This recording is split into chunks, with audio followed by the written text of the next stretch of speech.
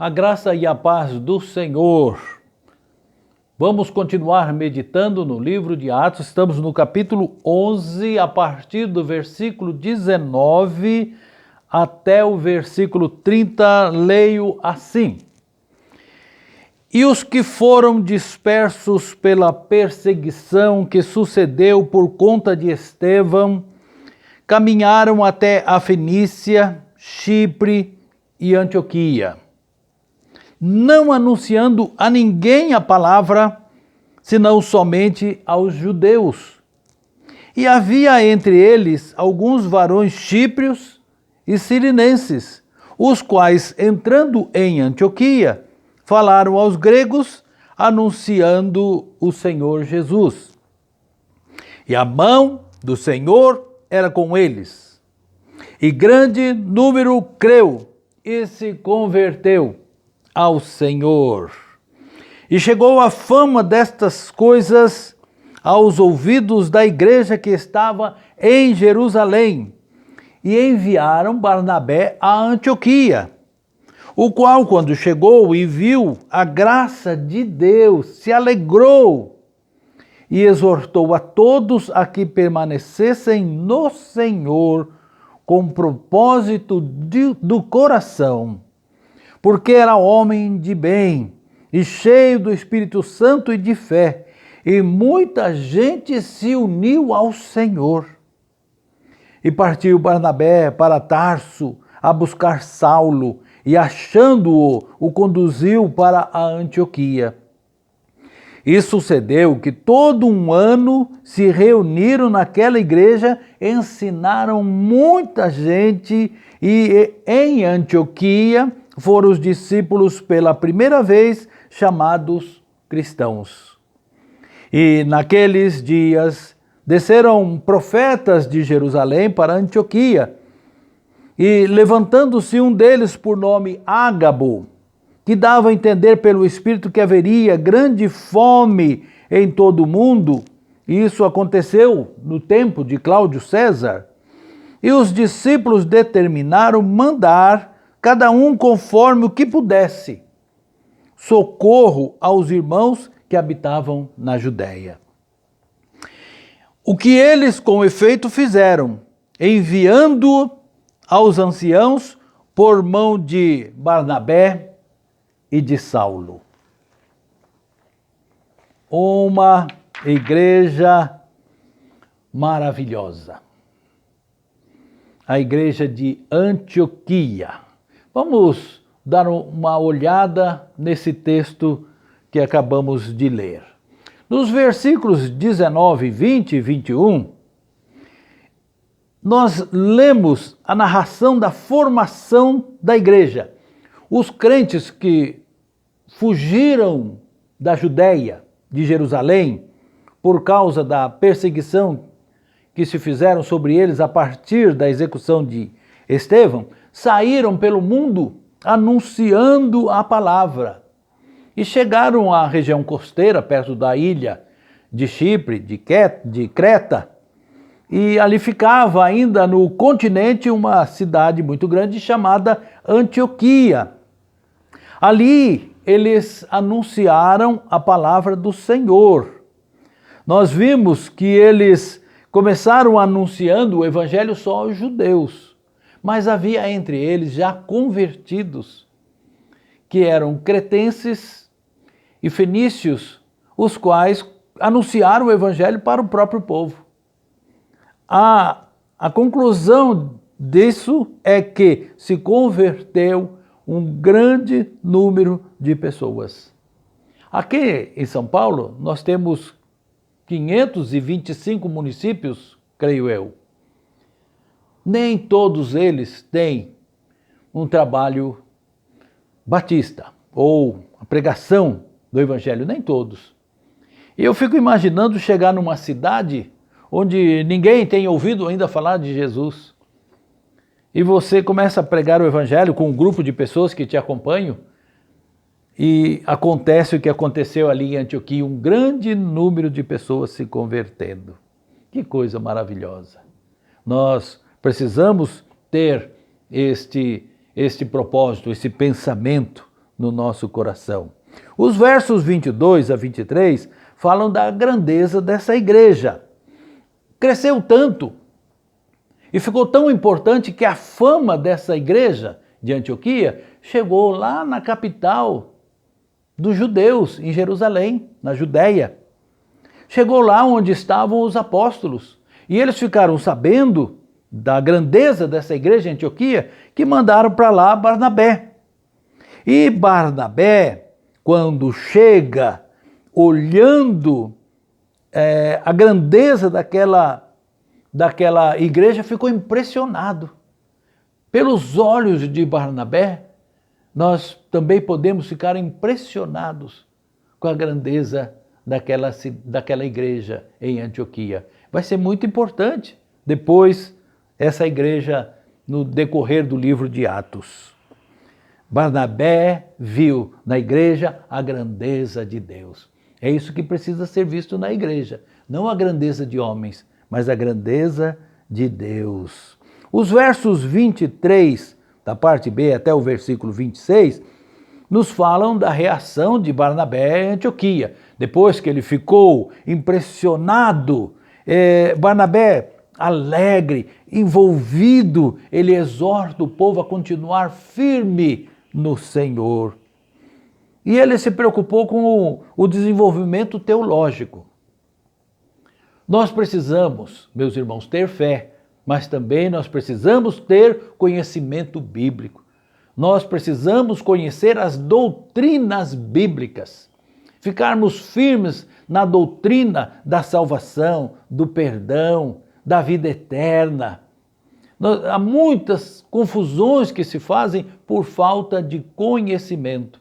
Barnabé, preocupado com o desenvolvimento teológico da igreja, foi atrás de Saulo. Saulo, você sabe, é o Paulo. Tá? Ele vai até Tarso, onde Paulo já estava lá há alguns anos, afastado de todos.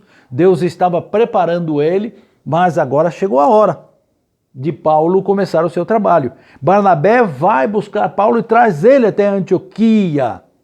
E ele ficou ali por um ano inteiro pregando, ensinando, e foi tão grande o trabalho que eles fizeram ali, que ali a primeira vez foram chamados de cristãos.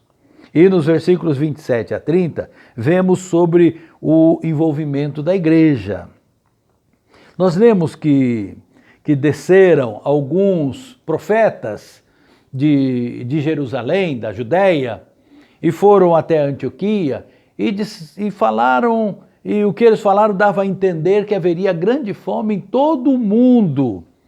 E certamente de onde eles vieram já trouxeram também que ali, apesar de ser uma igreja abençoada, já enfrentavam problemas. Nós podemos enfrentar problemas, meus irmãos. Lembra-se que os irmãos vendiam suas propriedades, Barnabé foi um deles, que vendeu a sua propriedade para trazer o dinheiro para ajudar aqueles que estavam sendo perseguidos em Jerusalém. Então, lá em Antioquia, aqueles novos crentes, ouvindo essas palavras, se comoveram, tiveram compaixão e se juntaram e mandaram para Jerusalém alimento. Então, uma igreja envolvida, uma igreja que tinha compaixão, bom coração. O que nós podemos aprender dessa narrativa?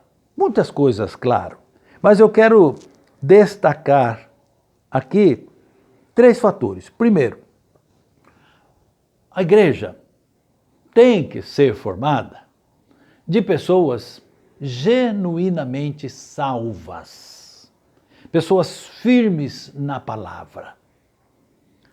A igreja recebe todas as pessoas, mas a igreja mesmo é formada por um grupo de pessoas compromissadas com Deus. E é o que vemos ali. Essas pessoas se converteram de tal maneira que Barnabé ficou impressionado com o que viu. Nós precisamos impressionar as pessoas pela nossa fé. O versículo 21 fala que a mão de Deus era sobre eles, sobre aqueles que pregavam, aqueles que se convertiam. O resultado é que a igreja crescia mais e mais. precisamos ter firme a nossa convicção da nossa salvação. E aí nós temos o nosso compromisso firmado com Deus. Nós precisamos pregar o Evangelho. Nós precisamos falar de Cristo para as pessoas. É tão bom ver uma pessoa recebendo Jesus Cristo em seu coração. Você tem falado de Cristo para outras pessoas? Precisamos falar. E o segundo destaque é que a igreja, apesar de ser uma igreja grande, ela precisa ser ensinada, doutrinada. Há muitas doutrinas que precisam ser ensinadas à igreja. A igreja crescia, pessoas aceitavam Jesus, mas não sabiam exatamente o que era aquela igreja. Eles acreditavam em Cristo, mas eles precisavam aprender sobre as doutrinas. A notícia dessa igreja chega a Jerusalém, que manda Barnabé. Barnabé, que é um homem bom, cheio de amor e do Espírito Santo, ele já começa a exortar o povo a ficarem firmes no Senhor, para não se desviar. E o cuidado dele era tão grande que ele pensa em buscar ajuda. Nós precisamos ter essa humildade. Nós precisamos de ajuda. Pessoas que nos preparadas para ensinar a igreja a doutrina correta da Bíblia. A tarefa dele era mais exortar, consolar, um pastor de ovelhas, mas precisava de um mestre, de um doutor. E possivelmente Deus tocou no seu coração e falou: lembra de Paulo, que ainda tinha o nome de Saulo, que está lá em Tarso? Barnabé, então, vai atrás de Paulo. A igreja precisa crescer doutrinariamente. Existem muitas doutrinas sendo pregadas hoje em dia errada. E o povo se desvia. O povo se afasta da igreja. O povo enfraquece. São levados por ventos de doutrinas, de seitas e heresias. É preciso que haja pessoas firmemente instruídas nas doutrinas da Bíblia dentro da igreja para ajudar ao pastor, a direção da igreja, a ensinar as pessoas a conhecerem as doutrinas bíblicas. E há pessoas qualificadas. Barnabé foi buscar Saulo, mas Deus pode mandar pessoas. Inclusive nos ensina a orar para que Deus nos mande mais obreiros, porque a seara é grande. A igreja precisa de crentes maduros. A igreja precisa de pessoas que queiram investir seu tempo em estudar e aprender a palavra de Deus, para ser um instrumento de Deus na vida de outras pessoas. Você está pronto para ensinar? Você está pronto para ser ensinado? Para ser preparado, para ser um ensinador, um discipulador? Terceiro destaque, meus irmãos. A igreja precisa ter compaixão. Não é só doutrina. Não é só o evangelismo. Mas precisa ter compaixão, atender à voz dos necessitados. O Espírito Santo, que agiu ali em Antioquia, fazendo aquela igreja se tornar maravilhosa daquela mesma maneira, agiu também em Jerusalém, onde estavam enfraquecidos materialmente. Desce de lá para Antioquia, uma igreja nova, mas vem aquela igreja da capital, da Judéia, praticamente pedir ajuda. E Ágabo, um dos profetas, falando, pregando, deu a entender ao povo da grande fome que viria sobre a terra, a qual veio de fato. Essa grande fome sobre o mundo, inclusive histórica, que está no tempo de Cláudio César, que era imperador de Roma. A Bíblia é maravilhosa, porque a Bíblia está amarrada com a história. Não há como a ciência descartar a Bíblia. Como é que a Bíblia ia falar desse imperador se ela não estivesse vivendo naquele tempo essa mesma história? Mas a igreja de Antioquia, movida por compaixão, separa o material, alimento, roupas, para mandar para Jerusalém. Eles entendiam que o pão que eles tinham precisava ser repartido. Irmãos, os bens que Deus nos dá, muitas vezes, a mais do que precisamos, é para ser repartido. Há pessoas que precisam. Nós precisamos ter no nosso coração a compaixão de ver o sofrimento dos outros. O que é que você faz quando sabe da necessidade de alguém?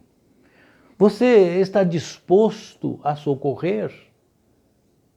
Como é o seu coração diante da necessidade do próximo? Precisamos orar pelo sentimento que temos no nosso coração. Eu vou concluir esta palavra de hoje. Como igreja, nós precisamos, em primeiro lugar, pregar o Evangelho. Nós precisamos entender que as pessoas que morrem sem salvação são condenados para toda a eternidade, para o sofrimento eterno. Precisamos, depois que a pessoa se converte, levá-las ao batismo. Mas não para aí. É preciso ensinar as doutrinas. Todos os crentes precisam ser ensinados.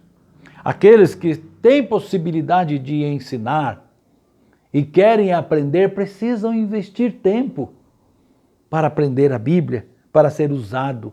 Não coloque no seu coração, não, para mim não dá certo. Deus pode transformar. Lembra de Moisés? Senhor, não manda eu não, manda outro. Você quem vai.